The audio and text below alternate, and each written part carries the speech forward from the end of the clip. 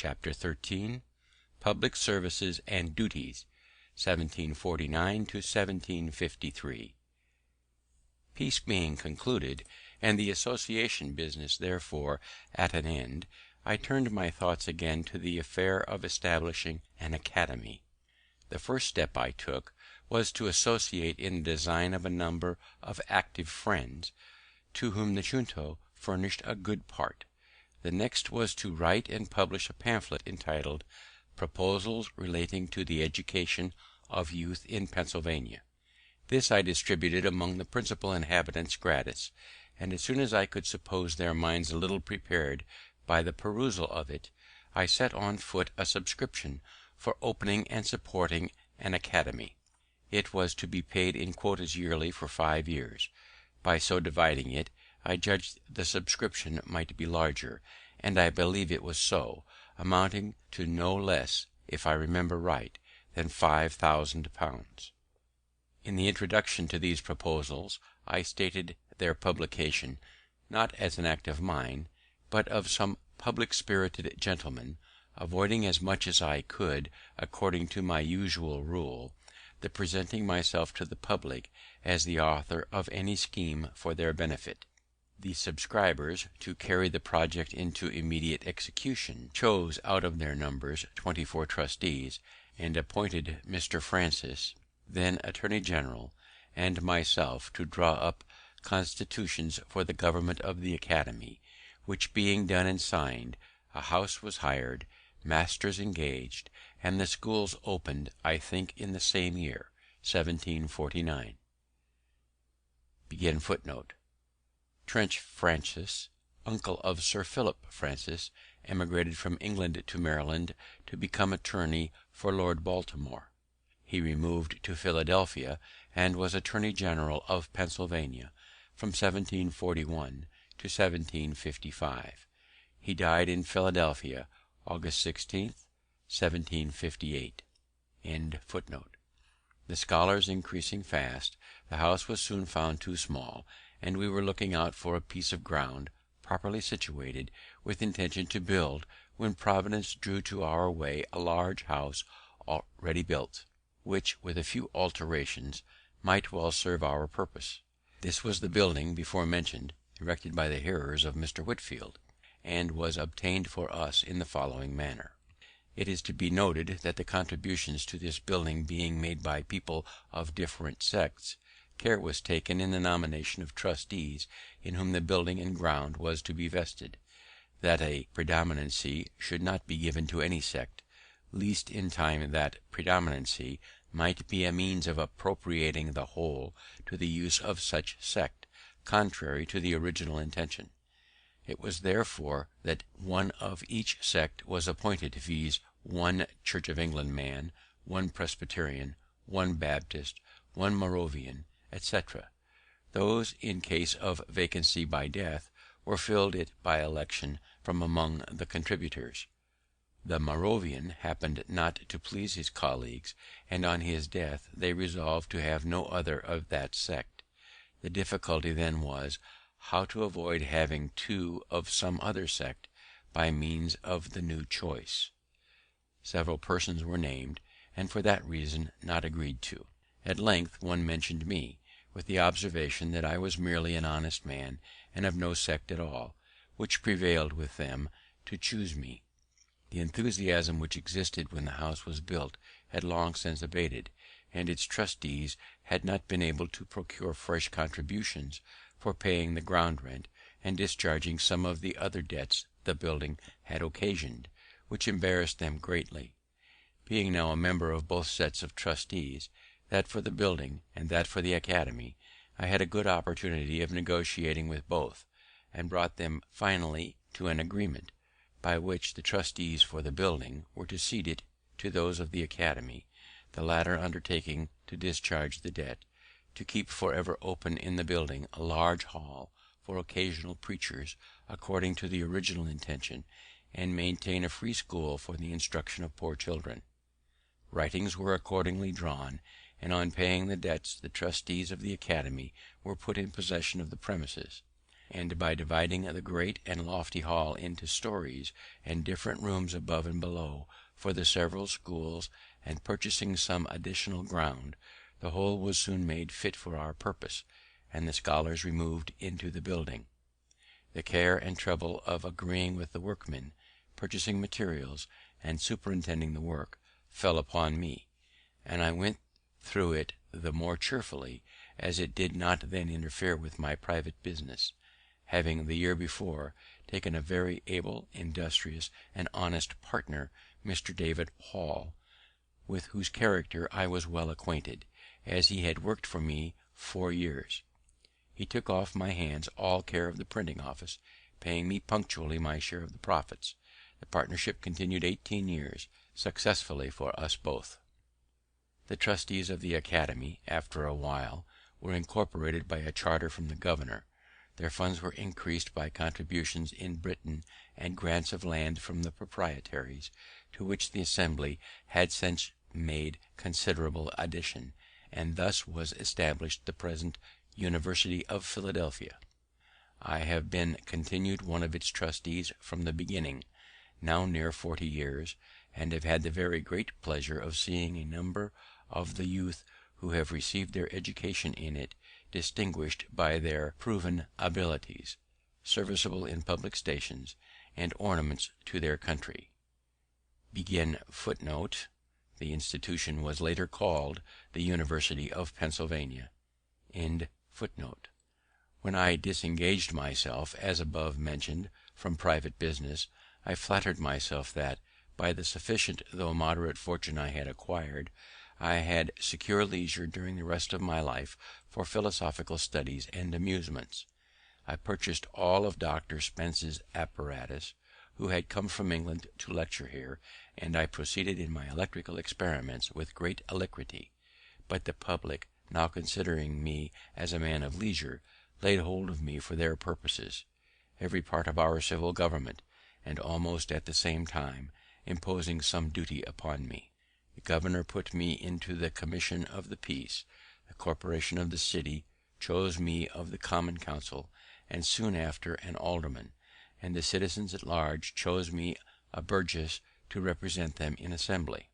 This latter station was more agreeable to me, as I was at length tired with sitting there to hear debates in which, as clerk, I could take no part, and which were often so unentertaining that I was induced to amuse myself with making magic squares or circles, or anything to avoid weariness, and I conceived my becoming a member would enlarge my power of doing good. I would not, however, insinuate that my ambition was not flattered by all these promotions. It certainly was, for, considering my low beginning, they were great things to me, and they were still more pleasing, as being so many spontaneous testimonies of the public good opinion, and by me entirely unsolicited. The office of justice of the peace I tried a little, by attending a few courts, and sitting on the bench to hear cases; but finding that more knowledge of the common law than I possessed was necessary to act in that station with credit, I gradually withdrew from it, excusing myself by being obliged to attend the higher duties of a legislature in the Assembly. My election to this trust was repeated every year for 10 years, without my ever asking any elector for his vote, or signifying, either directly or indirectly, any desire of being chosen. On taking my seat in the House, my son was appointed their clerk. The year following, a treaty being held with the Indians at Carlisle, the governor sent a message to the House, proposing that they should nominate some of their members to be joined with some members of council as commissioners for that purpose. The House named the Speaker, Mr. Norris, and myself, and being commissioned, we went to Carlisle and met the Indians accordingly. As those people are extremely apt to get drunk, and when so are very quarrelsome and disorderly, we strictly forbade the selling of any liquor to them, and when they complained of this restriction, we told them that if they would continue sober during the treaty, we would give them plenty of rum when business was over. They promised this, and they kept their promise, because they could get no liquor, and the treaty was concluded very orderly, and concluded to mutual satisfaction. They then claimed and received the rum. This was in the afternoon. They were near 100 men, women, and children, and were lodged in temporary cabins, built in the form of a square, just without the town. In the evening, hearing a great noise among them, the commissioners walked out to see what was the matter. We found they had made a great bonfire in the middle of the square. They were all drunk, men and women, quarrelling and fighting, their dark colored bodies, half naked, seen only by the gloomy light of the bonfire, running after and beating one another with firebrands, accompanied by their horrid yellings, formed a scene the most resembling our ideas of hell that could well be imagined. There was no appeasing the tumult, and we retired to our lodging. At midnight a number of them came thundering at our door, demanding more rum, of which we took no notice.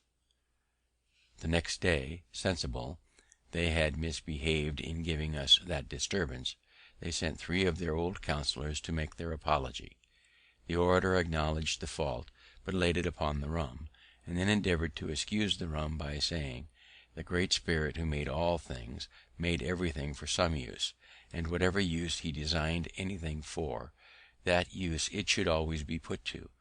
Now when he made rum, he said, let this be for the Indians to get drunk with, and it must be so.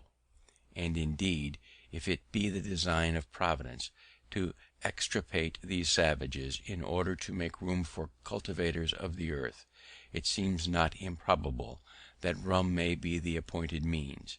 It has already annihilated all the tribes who formerly inhabited the sea coast. In 1751, Dr. Thomas Bond, a particular friend of mine, conceived the idea of establishing a hospital in Philadelphia, a very beneficent design, which has been ascribed to me, but was originally his, for the reception and cure of poor sick persons, whether inhabitants of the province or strangers. He was zealous and active in endeavouring to procure subscriptions for it, but the proposal being a novelty in America, and at first not well understood, he met but with small success. At length he came to me with the complaint that he found there was no such thing as carrying a public spirited project through without my being concerned in it. For, says he, I am often asked by those to whom I propose subscribing, have you consulted Franklin upon this business, and what does he think of it? And when I tell them that I have not, supposing it rather out of your line, they do not subscribe, but say they will consider of it. I inquire into the nature and probable utility of his scheme, and received from him a very satisfactory explanation. I not only subscribed to it myself, but engaged heartily in the design of procuring subscriptions from others. Previously, however, to the solicitation, I endeavoured to prepare the minds of the people by writing on the subject in the newspapers, which was my usual custom in such cases, but which he had omitted. The subscriptions afterward were more free and generous, but beginning to flag. I saw they would be insufficient without some assistance from the Assembly, and therefore proposed to petition for it, which was done. The country members did not at first relish the project. They objected that it could only be serviceable to the city, and therefore the citizens alone should be at the expense of it, and they doubted whether the citizens themselves generally approved of it. My allegation, on the contrary, that it met with such approbation as to leave no doubt of our being able to raise £2,000 by voluntary donations, they considered as a most extravagant supposition, and utterly impossible. On this I formed my plan, and asked leave to bring a bill for incorporating the contributions according to the prayer of their petition, and granting them a blank sum of money, which leave was obtained chiefly on the consideration that the House would throw the bill out if they did not like it. I drew it so as to make the important clause a conditioned one, viz., and be it enacted by the authority aforesaid, that when the said contributions shall have met and chosen their managers and treasurer, and shall have raised by their contributions a capital stock of blank value, the yearly interest of which is to be applied to the accommodating of the sick poor in the said hospital, free of charge, for diet, attendance, advice, and medicines. and shall make the same appear to the satisfaction of the Speaker of the Assembly for the time being, that then it shall and may be lawful for the said Speaker, and he is hereby required, to sign an order on the provincial treasurer for the payment of £2,000 in 2 yearly payments to the treasurer of the said hospital, to be applied to the founding, building, and furnishing of the same. The condition carried the bill through, for the members who had opposed the grant, and now conceived they might have the credit of being charitable without the expense, agreed to its passage, and then, in soliciting subscriptions among the people, we urged the conditional promise of the law as additional motive to give, since every man's donation would be doubled. Thus the clause worked both ways. The subscriptions soon exceeded the requisite sum, and we claimed and received the public gift, which enabled us to carry the design into execution. A convenient and handsome building was soon erected. The institution has by constant experience been found useful, and flourishes to this day, and I do not remember any of my political manoeuvres, the success of which gave me at the time more pleasure, or wherein, after thinking of it, I more easily excused myself for having made some use of cunning. It was about this time that another projector, the Rev. Gilbert Tennent, came to me with a request that I would assist him in procuring a subscription for erecting a new meeting house. It was to be for use of a congregation he had gathered among the Presbyterians, who were originally disciples of Mr. Whitefield. Unwilling to make myself disagreeable to my fellow citizens by too frequent soliciting their contributions, I absolutely refused. He then desired I would furnish him with a list of names of persons I knew by experience to be generous and public spirited. I thought it would be unbecoming in me, after their kind compliance with my solicitations, to mark them out to be worried by other beggars, and therefore refused also to give him such a list. He then desired I would at least give him my advice. "That I will readily do," said I, "and in the first place I advise you to apply to all those whom you know will give something; next, to those whom you are uncertain whether they will give anything or not, and show them the list of those who have given; and, lastly, do not neglect those who you are sure will give nothing, for in some of them you may be mistaken." He laughed and thanked me, and said he would take my advice. He did so, for he asked of everybody, and he obtained a much larger sum than he expected, with which he erected the capacious and very elegant meeting house that stands in Arch Street. Gilbert Tennent, 1703 to 1764, came to America with his father, Rev. William Tennent, and taught for a time in the Log College, from which sprang the College of New Jersey. Our city, though laid out with a beautiful regularity, the streets large, straight, and crossing each other at right angles, had the disgrace of suffering those streets to remain long unpaved, and in wet weather wheels of heavy carriages ploughed them into a quagmire, so that it was difficult to cross them, and in dry weather the dust was offensive. I had lived near what was called the Jersey Market, and saw with pain the inhabitants wading in mud while purchasing their provisions.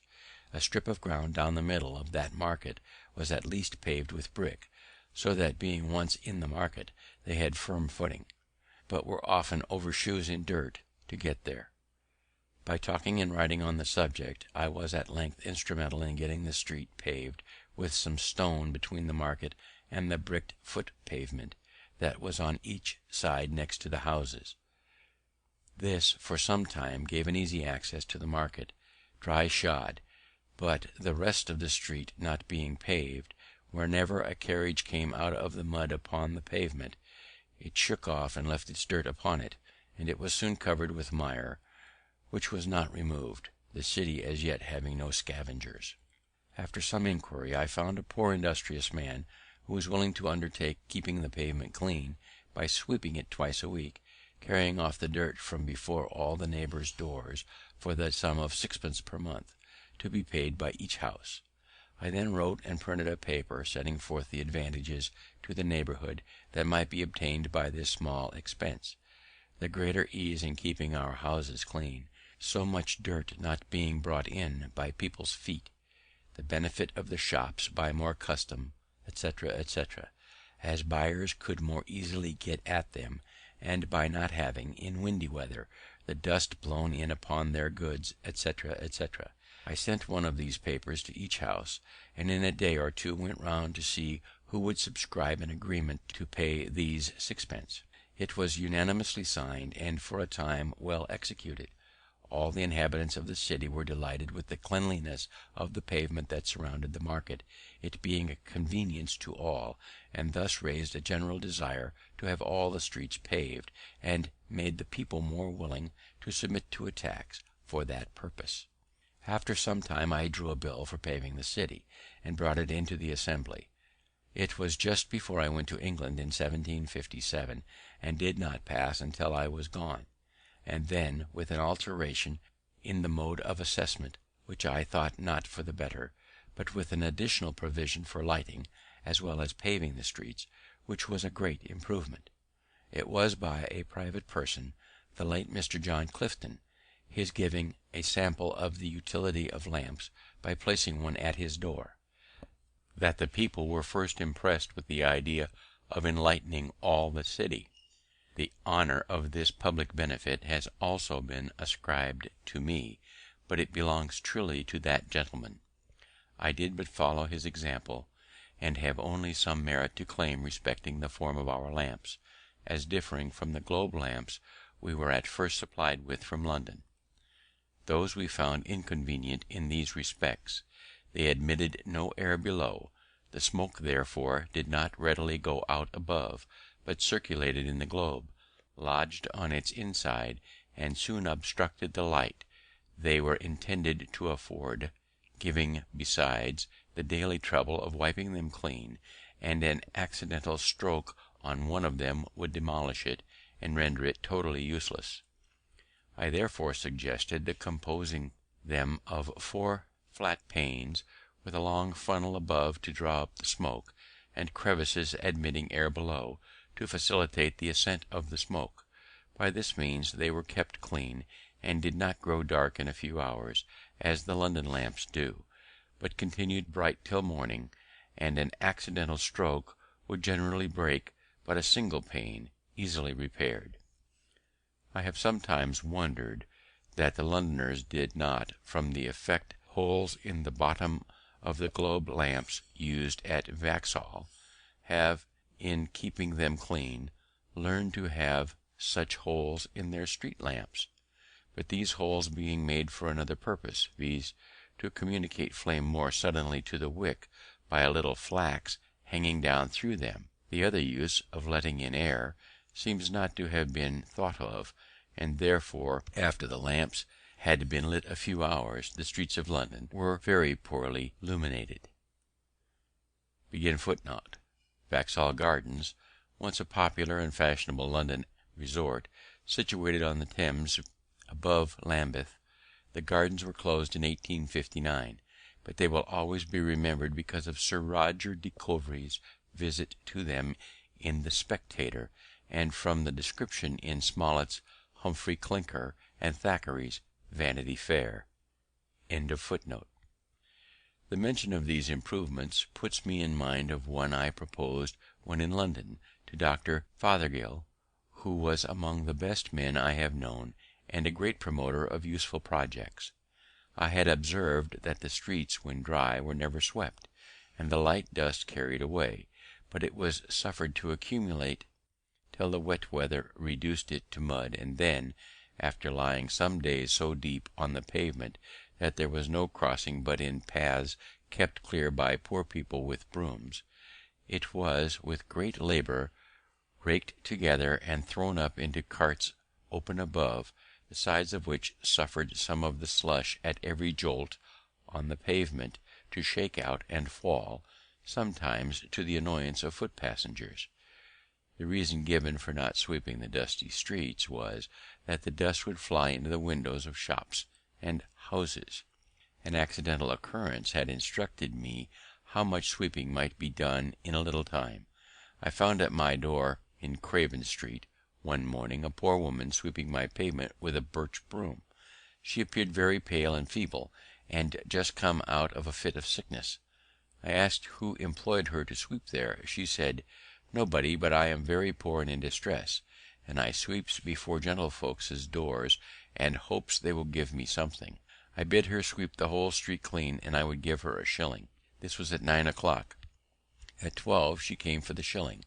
From the slowness I saw at first in her working, I could scarce believe that the work was done so soon, and sent my servant to examine it, who reported that the whole street was swept perfectly clean, and all the dust placed in the gutter, which was in the middle, and the next rain washed it quite away, so that the pavement and even the kennel were perfectly clean.